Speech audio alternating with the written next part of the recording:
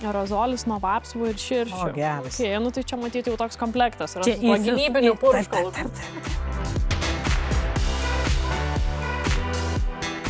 Aš Marius, dirbu ESO, esu.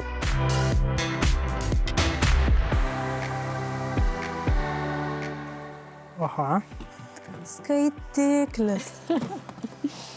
Tai matyt, kad ESO. Taip, tai parašyta. Kokios čia profesijos atstovai šitą skaitiklį naudoja? Gal čia keičia skaitiklius? Elektrikas koks nors. Keičia ne elektrikas. Čia raktai, taip įsivaizduočiau, daugiabutį, gal čia atsirakinti šitą...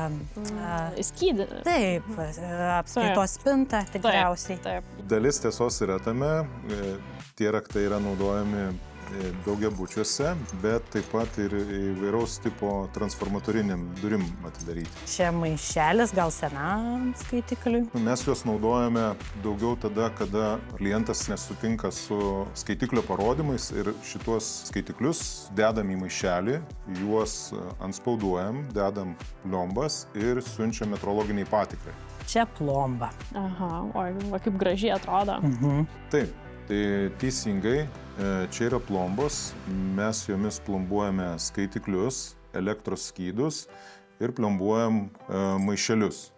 Aerozolis nuo vapsvų ir širšių. O, geras. Okay, nu tai čia matyti jau toks komplektas. Yra Čia su tuo gynybiniu Taip, purškalu. Tai šitos aerozolius naudojame nuo vapsvų, nes skyduose būna dažnai vapsvos susisukusios lizdus ir tenka nuo jų gintis. Pačiam teko ne kartą. Padėjo. Čia kažkoks laidas. Varinis, įsivaizduočiau, pagal spalvą. Plombom gal. Taip, šitas laidas yra skirtas plombavimui. O, čia jau įdomiau. Atrodo kaip rašiklių penalas, o ištraukiam. Čia įtampa, bet kas tiksliai šitą naudoja. Tai gal čia pasimatuota ar įtampa yra? Nu, neįsivaizduoju.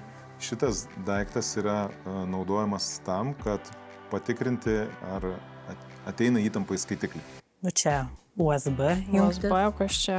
Užrašyta. Infrared head. Čia gal kažką uždeda, pakrauti. Šitas dalykas vadinamas optinė galva, jungiasi prie kompiuterių, su ją nuskaitinėjami skaitikliai išmanieji arba parametruojami seni. Čia yra antras, suprantu, skaitiklis. Žiūrim, koks čia O tai skirtumas. kuo jie čia skiriasi? Šiaip labai panašiai viskas atrodo. Gal vienas senas, o kitas naujas. Jo, matyt, toks kompaktiškas ir didesnis. Netiesa, skaitikliai abudu yra nauji, jie yra išmanieji, tik tai vienas skaitiklis mažesnis, tai yra vienfaziukas skaitiklis, kitas didelis skaitiklis yra taip pat išmanusis ir jisai yra 3 fazių skaitiklis. Nėra vienas už kitą geresni, jie abudu yra geri ir abudu yra nauji. Tai mes viską čia žinom, viskas čia mums aišku. Elektrikas, kuris eina keis skaitiklius. Inžinierius eina. Nu taip, esu dirbantis.